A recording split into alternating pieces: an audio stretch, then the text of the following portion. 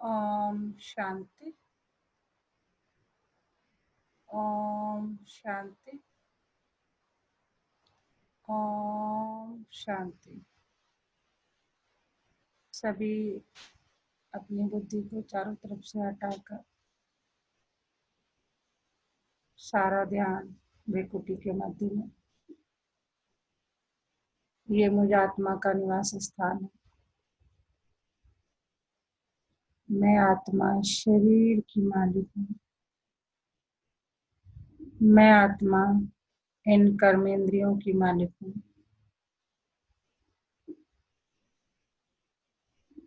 मैं आत्मा शांत स्वरूप हूँ। मैं आत्मा प्रेम स्वरूप हूँ।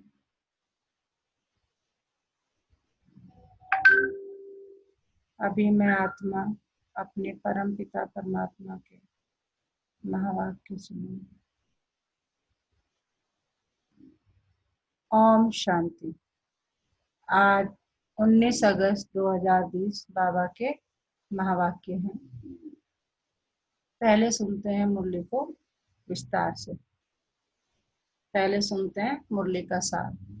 मीठे बच्चे, अभी तुम्हारी सुनवाई हुई है।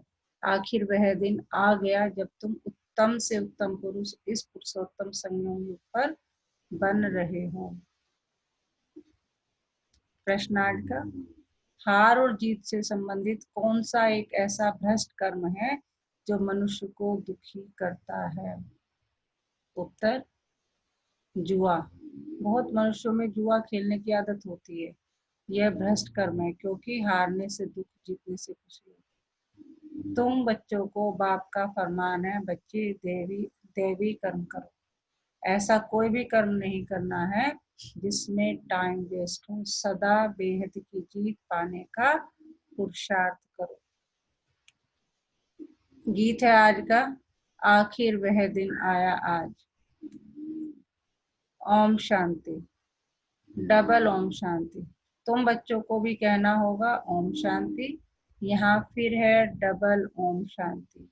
एक सुप्रीम आत्मा शिव बाबा कहते हैं ओम शांति, दूसरा या दादा कहते हैं ओम शांति।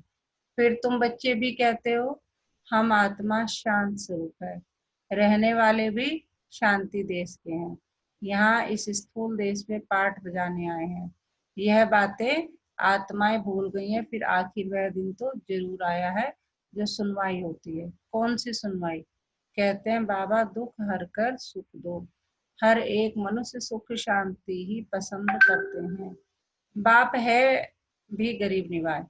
इस समय भारत बिल्कुल गरीब है। बच्चे जानते हैं हम बिल्कुल साहूकार थे।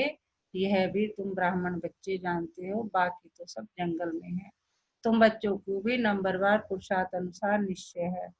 तुम जानते हो यह है श्री श्री, उनकी मत भी श्रेष्ठ श्रेष्ठ है। भगवान वाच है ना, मनुष्य तो राम राम की ऐसी धुन लगाते हैं जैसे बाजा बजता है। अब राम तो त्रेता का राजा था, उनकी महिमा बड़ी थी, 14 कला था।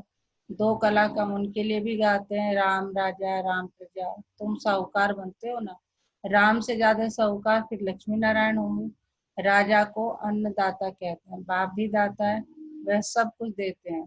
बच्चों को विश्व का मालिक बनाते हैं। वहां कोई अप्राप्त वस्तु होती होती नहीं जिसके लिए पाप करना पड़े। कहाँ की बात हो रही है? सतयुग की। कि वहाँ कोई अप्राप्त कोई वस्तु, मतलब हर चीज आपको प्राप्त होगी। तो बाबा कहते हैं वहाँ कोई अप्राप्त वस्तु होती नहीं जिसके लिए पाप करना पड़े। वहाँ पाप का नाम नहीं होता। आधा कल्प है दैवी राज्य, फिर आधा कल्प है आसुरी राज्य। असुर अर्थात जिनमें देह अभिमान है, 5 विकार है। अभी तुम आयो खिवैया अथवा बागवान के पास। तुम जानते हो हम डायरेक्ट उनके पास बैठे हैं। तुम बच्चे भी बैठे बैठे भूल जाते हो।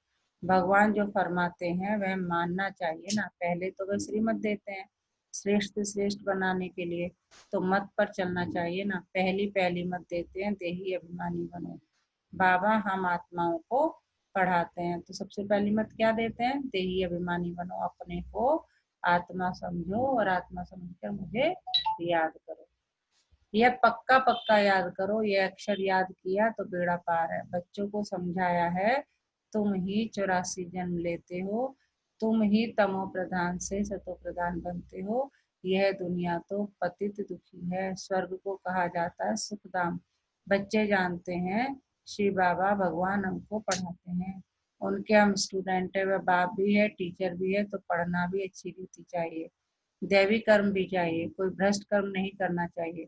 भ्रष्ट कर्म में जुआ भी आ जाता है, यह भी दुख देते हैं। हारा तो दुख होगा, जीता तो खुशी होगी। अभी तुम बच्चों ने माया से बेहद की हार खाई है, यह है भी बेहद के हार और जीत का खेल। 5 विकारों रूपी रावण से हारे हैं, हार है उस पर जीत पानी है। माया ते हारे हार है। अब तुम बच्चों की जीत होनी है, अब तुमको भी जुआ आदि सब छोड़ देना है। अब बेहद की जीत पाने पर पूरा अटेंशन देना चाहिए, कोई भी ऐसा कर्म नहीं करना है, टाइम वेस्ट नहीं करना है, बेहद की जीत पाने के लिए पुरुषार्थ करना है। कराने वाला बाप समर्थ है, वह है सर्वशक्तिमान। यह भी समझाया है, सिर्फ बाप सर्वशक्तिमान नहीं है, रावण भी सर्वशक्तिमान है। आधा कल्प रावण राज्य, आधा कल्प राम राज्य चलता है। अभी तुम रावण पर जीत पाते हो, अब वह हद की बातें छोड़ बेहद में लग जाना है। खिवैया आया है, आखिर वह दिन आया तो है ना। पुकार की सुनवाई होती है ऊंचते ऊंच बाप के पास। बाप कहते हैं, बच्चे तुमने आधा कल बहुत धक्के खाए हैं, पतित बने हो। पावन भारत शिवालय था, तुम शिवालय में रहते थे, अभी तुम वैश्यालय में हो। तुम शिवालय में रहने वालों को पूछते हो, यहाँ इन अनेक धर्मों का कितना घमसान है। बाप कहते हैं, इन सबको मैं खलास कर देता हूँ, सबका विनाश होना है, और धर्म स्थापक विनाश नहीं करते हैं, वह सदगति देने वाले गुरु भी नहीं है। सदगति ज्ञान से ही होती है, सर्व का सदगति दाता ज्ञान सागर बाप ही है। यह अक्षर अच्छी रीति नोट करो। बहुत है जो यहाँ सुनकर बाहर गए तो यहाँ की यहाँ रह जाती है। जैसे गर्भ जेल में कहते हैं, हम पाप नहीं करेंगे, बाहर निकले बस वहां की वहां रही। थोड़ा बड़ा हुआ पाप करने लग पड़ते, काम कटारी चलाते हैं। सतयुग में तो गर्भ भी महल रहता है। तो बाप बैठ समझाते हैं, आखिर वह दिन आया। आज कौन सा दिन? पुरुषोत्तम संगम युग का, जिसका कोई को पता नहीं है। बच्चे फील करते हैं, हम पुरुषोत्तम बनते हैं, उत्तम से उत्तम पुरुष हम ही थे, श्रेष्ठ से श्रेष्ठ धर्म था, कर्म भी श्रेष्ठ से श्रेष्ठ थे। रावण राज्य ही नहीं होता। आखिरी वह दिन आया जो बाप आया है पढ़ाने, वही पतित पावन है, तो ऐसे बाप की श्रीमत पर चलना चाहिए ना। अभी है कलयुग का अंत, थोड़ा टाइम भी चाहिए ना पावन बनने के लिए। 60 वर्ष के बाद वानप्रस्थ कहते हैं, 60 तो लगी लाट। अभी तो देखो 80 वर्ष वाले भी विकारों को छोड़ते नहीं। बाप कहते हैं, मैं इनकी वानप्रस्थ अवस्था में प्रवेश कर इनको समझाता हूँ, आत्मा ही पवित्र बन पार जाती है। किसकी वानप्रस्थ अवस्था में प्रवेश कर किसको समझाते हैं? ब्रह्मा बाबा को, लेखराज दादा को। और क्या समझाते हैं? आत्मा ही पवित्र बन पार जाती है, आत्मा ही उड़ती है।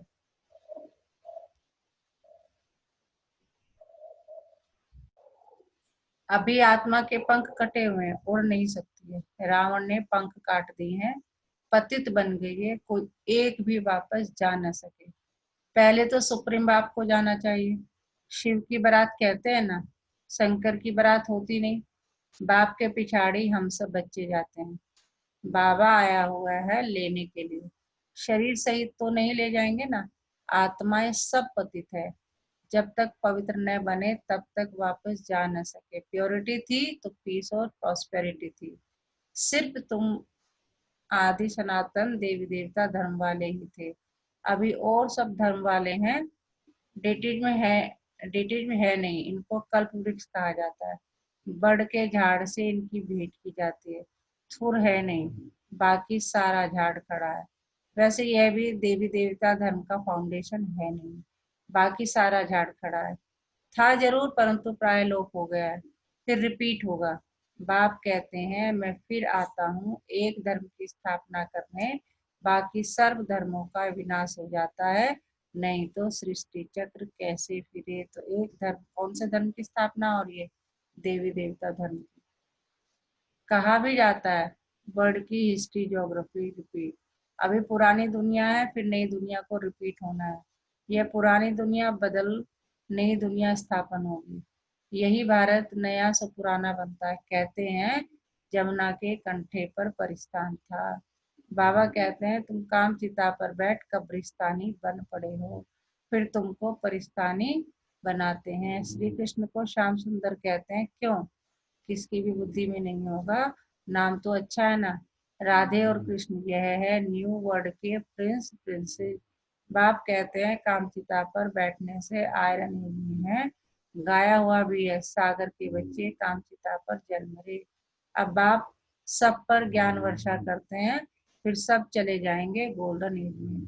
अभी है संगम युग। तुमको अविनाशी ज्ञान रत्नों का ज्ञान मिलता है, जिससे तुम साहूकार बनते हो। यह एक एक रत्न लाखों रुपए का है। वो लोग फिर समझते हैं शास्त्रों के वर्षंस लाखों रुपए के हैं। तुम बच्चे इस पढ़ाई से पदम गति बनते हो, पदम पति बनते हो। सोर्स ऑफ इनकम है ना।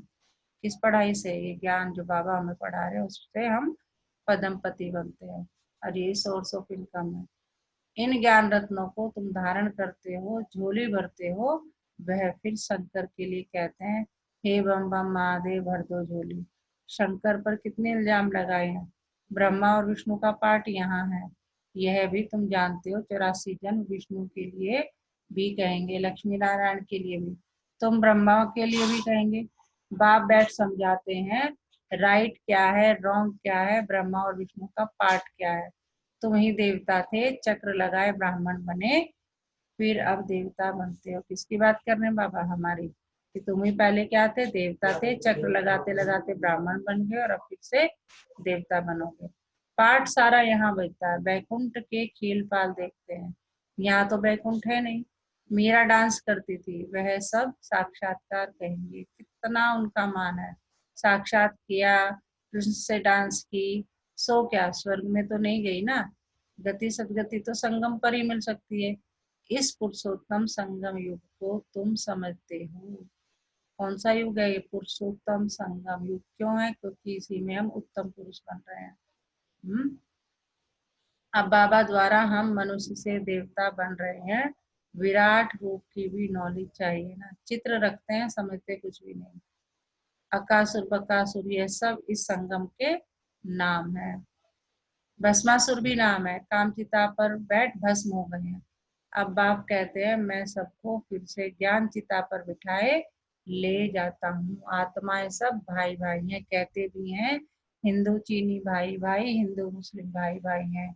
अब भाई भाई भी आपस में लड़ते रहते हैं। कर्म तो आत्मा करती है ना, शरीर द्वारा आत्मा लड़ती है। पाप भी आत्मा पर लगता है, इसलिए पाप आत्मा कहा जाता है। बाप कितना प्यार से बैठ समझाते हैं। शिव बाबा और ब्रह्मा बाबा दोनों को हक है बच्चे बच्चे कहना। बाप दादा द्वारा कहते हैं हे बच्चों। बाप कौन है? शिव बाबा। दादा कौन है? ब्रह्मा बाबा। बाप तो कह रहे हैं, बाप दादा द्वारा कहते हैं हे बच्चों, समझते हो ना, हम आत्मा यहाँ आकर पाठ बजाती है, फिर अंत में बाप आकर सबको पवित्र बनाए साथ ले जाते हैं। बाप ही आकर नॉलेज देते हैं, आते भी यहाँ ही है। शिव जयंती भी मनाते हैं। शिव जयंती के बाद फिर होती है कृष्ण जयंती। श्री कृष्ण भी फिर श्री नारायण बनते हैं। फिर चक्कर लगाए अंत में सांवरा यानी पतित बनते हैं। बाप आकर फिर गोरा बनाते हैं, तुम ब्राह्मण सुदेवता बनेंगे, फिर सीढ़ी उतरेंगे। यह 84 जन्मों का हिसाब और कोई की बुद्धि में नहीं होगा, तुम्हारे अलावा और किसी को ये सब नहीं पता है। बाप ही बच्चों को समझाते हैं, गीत भी सुना, आखिर इन भक्तों की सुनवाई होती है, बुलाते भी हैं, हे भगवान आकर हमको भक्ति का फल दो। भक्ति फल नहीं देती, फल भगवान देता है। भक्तों को देवता बनाते हैं। बहुत भक्ति तुमने की है, पहले पहले तुमने ही शिव की भक्ति की। जो अच्छी रीति इन बातों को समझेंगे, तुम फील करेंगे यह हमारे कुल का है। किसकी बुद्धि में ठहरता नहीं है तो समझो भक्ति बहुत नहीं की है, पीछे आया है। यहाँ भी पहले नहीं आएंगे, यह हिसाब है। जिसने बहुत भक्ति की है उनको बहुत फल मिलेगा, थोड़ी भक्ति थोड़ा फल।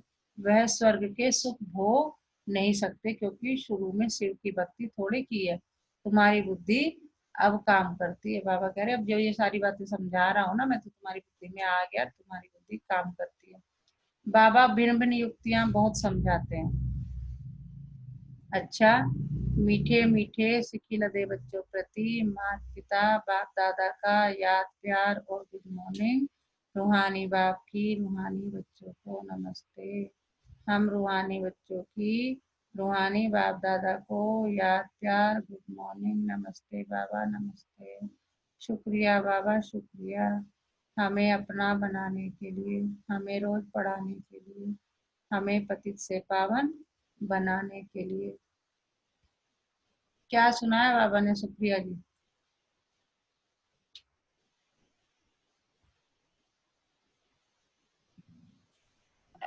बाबा यहाँ आके हमें श्रीमत देते हैं कि तुम बार बार 84 जन्म के चक्कर में पड़ जाते हो और काम की चिता पे बैठते हो, और मैं तुम्हें बार बार श्रीमत देता हूँ, ज्ञान देता हूँ और तुम्हें ज्ञान भट्टी में पकाता हूँ, जिससे तुम्हें ज्ञान हो कि तुम बाबा के बच्चे हो। संगम युग आया हुआ है, तुमको ऊपर से वहां जाने के लिए तैयारी करनी है। और उन्होंने कहा है कि बाबा के जो वाक्य है वो रत्न के समान है, जिनको तुम्हें धारण करना है, बुद्धि में धारण करना है और उसको फिर आगे बढ़ाना है, अपने पास तक ही नहीं रखना है। जी, धारणा के लिए मुख्य सार। एक एक अविनाशी ज्ञान रत्न जो पद्मों के समान है, इनसे अपनी झोली भर बुद्धि में धारण कर फिर दान करना है। बाबा ये नहीं कह के लेके बैठ जाओ, नहीं, अपनी झोली भरो, बुद्धि में धारण करो, फिर दान करो, यानी पहले खुद से ज्ञान लो और फिर सबको सुनाओ। श्री श्री की श्रेष्ठ मत पर पूरा पूरा चलना है। आत्मा को सतो प्रधान बनाने के लिए देही अभिमानी बनने का पूरा पूरा पुरुषार्थ करना है। क्या करना है? आत्मा को सतो प्रधान बनाने के लिए देही अभिमानी, देही अभिमानी मतलब अपने को आत्मा समझने की पूरी पूरी मेहनत करनी है। आज का वरदान है, मन मना भव की विधि द्वारा बंधनों के बीज को समाप्त करने वाले नष्टो मोहा स्मृति स्वरूप भव। ठीक है, क्या कह रहे हैं बाबा? याद करो मुझे और सारे संबंधों को तोड़ सब सिर्फ एक से संबंध शिव बाबा से, तो नष्टो मोहा स्मृति स्वरूप हो जाएंगे। बंधनों का बीज है संबंध।